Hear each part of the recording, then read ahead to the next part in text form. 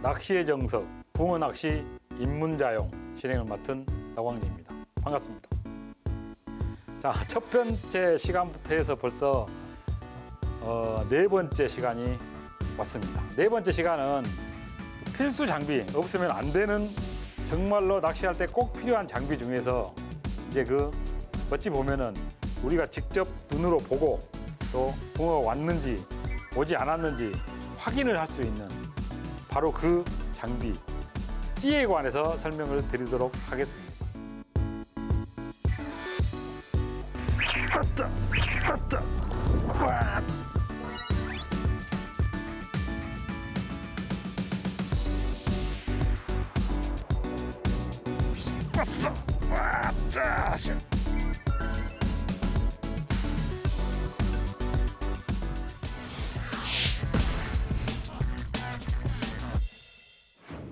위치별로 가지고 있는 명칭이 있습니다.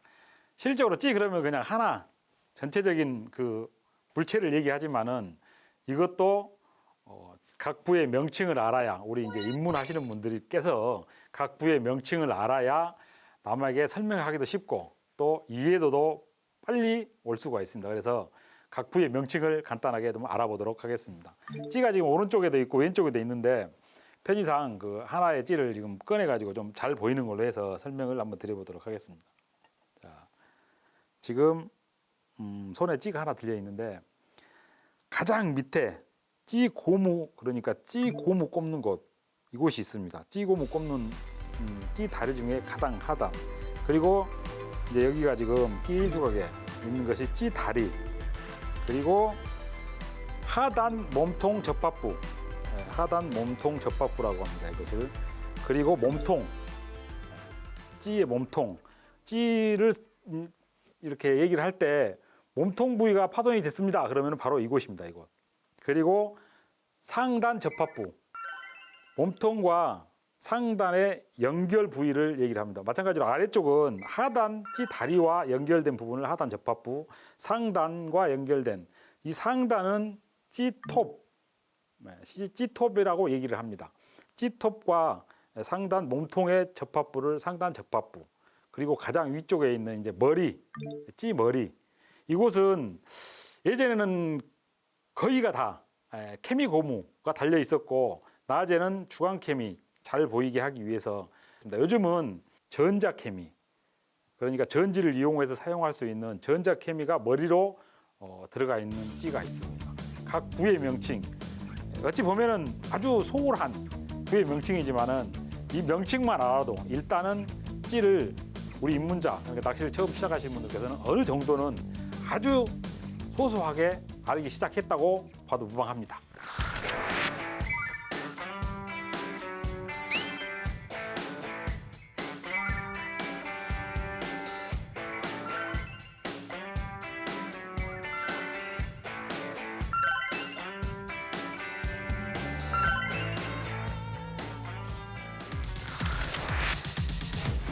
찌를 알기 위해서는 찌를 제작할 때, 그러니까 찌를 만들 때 들어가는 찌 재료에 대해서 알게 되면은 어느 정도는 또 찌의 그 각각 성질을 알 수가 있습니다.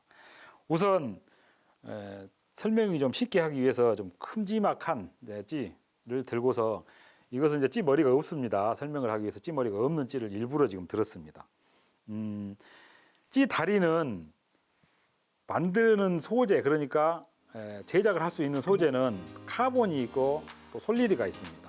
예전에는 카본으로 사용을 했는데 요즘은 이제 솔리드도 많이 경화가 돼가지고 튼튼하게 나오는 솔리드가 많이 있습니다. 솔리드, 카본 동일하게 사용을 합니다.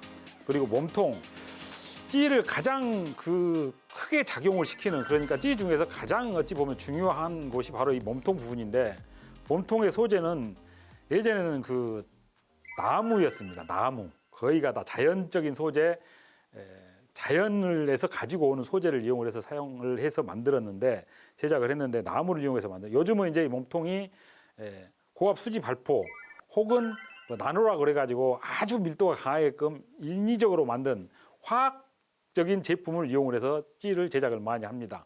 나무보다는 부력의 변화가 적고, 그리고 제작이 대량으로 찍어내서 이렇게 할 수가 있는 장점이 있어서 몸통의 소재는 제작할 수 있는 이 자재는 나무, 천연적인 소재와 그리고 인위적인 소재 이렇게 구분을 할 수가 있습니다. 마찬가지로 찌톱도 찌 다리와 같이 솔리드와 그리고 카본을 이용해서 제작을 합니다.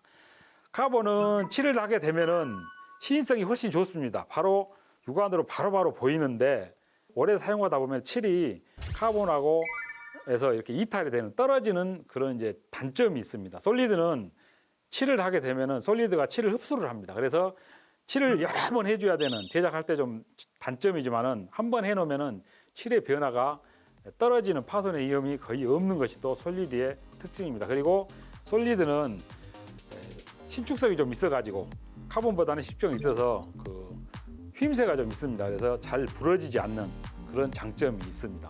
찌를 구성하고 그리고 찌를 제작할 수 있는 소재는 위에도 현재 지금 계속적으로 지속적으로 발전이 변화가 되어가고 있습니다. 우리 이제 처음 낚시를 시작하시는 분들께서는 가장 본인에게 맞는 찌, 그러니까 시인성 그리고 모양 그리고 소재 또 중요한 게 있습니다. 가격까지 그리고 현장에 가서 사용할 수 있는 여러 가지 변화의 의식을 가지고 구입을 하시면 될 것 같습니다.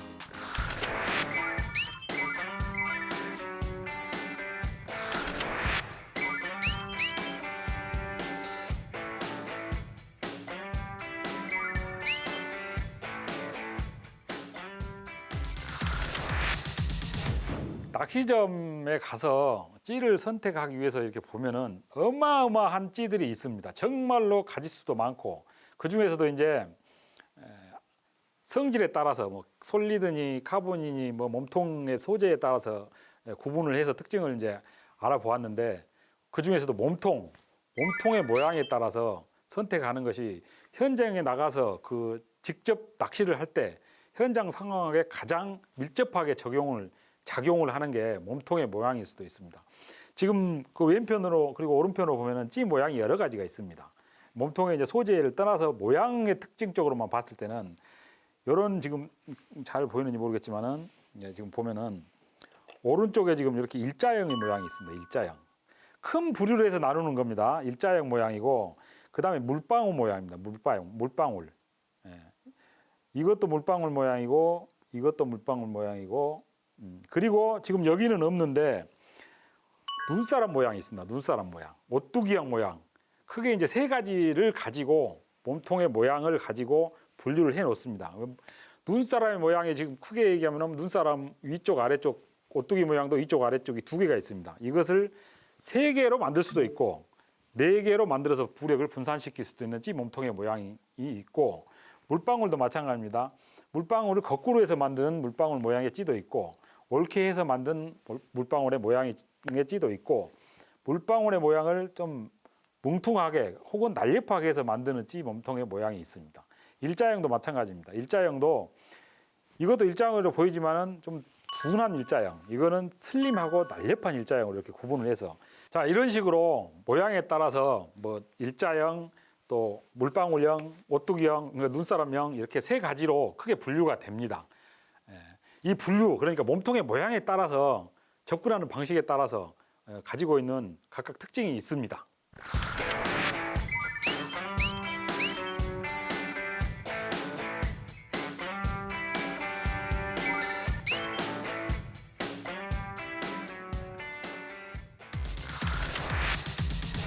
일자형을 사용하는 경우는 일반적으로 우리 그 유속이 좀 있고 물의 영향을 좀 받고 계절적으로 보면 또 겨울철 수온이 좀 낮은 그 시기에 이 일자형을 사용을 많이 합니다. 물방울 같은 경우는 수심이 좀 낮은 곳 그러니까 표면 장력이 좀 다른 그 없어가지고 찌 올림을 좀 높이 보고 싶을 때 그리고 저수지 그리고 이제 하절기 때 주로 이 물방울 모양의 찌를 사용을 합니다. 오뚜기형은 좀 긴 찌, 수심이 좀 깊은 곳, 그래가지고 찌의 그 입수라든가 찌 올림을 좀 보고 싶을 때, 부력을 좀 분산시켜서 사용할 때 이 오뚜기형 모양, 눈사람 모양의 찌를 사용합니다. 제가 만약에 선택을 하게끔 해드린다 하면은 저는 물방울형, 그 중에서도 중간적으로 옳게 만들어진 물방울형으로 선택을 하시는 게 맞다고 봅니다. 그게 유속이 좀 있는 곳에서 사용이 가능하고, 그리고 강낚시, 또 저수지, 하절기, 동절기 동일하게 길이는 이제 찌의 길이는 약 한 40에서 45cm 정도의 찌를 권해드리도록 하겠습니다.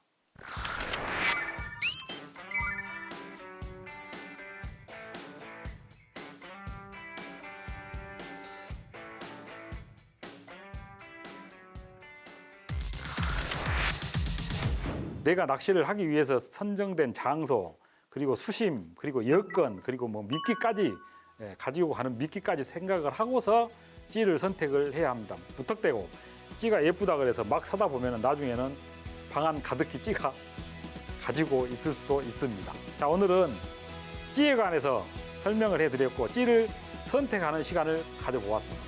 오늘도 역시나 우리는 낚시를 가기 위해서 준비를 하는 시간을 또 가져보았습니다. 시청해주신 시청자 여러분 고맙습니다.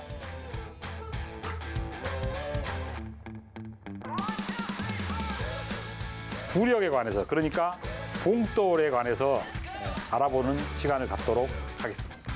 원줄을 묶는 쪽이 어느 쪽인지, 그리고 바늘, 목줄을 묶는 쪽이 어느 쪽인지, 이걸 봉돌로 봐야 될까 하시는 분도 계시지만은 분명히 봉돌입니다.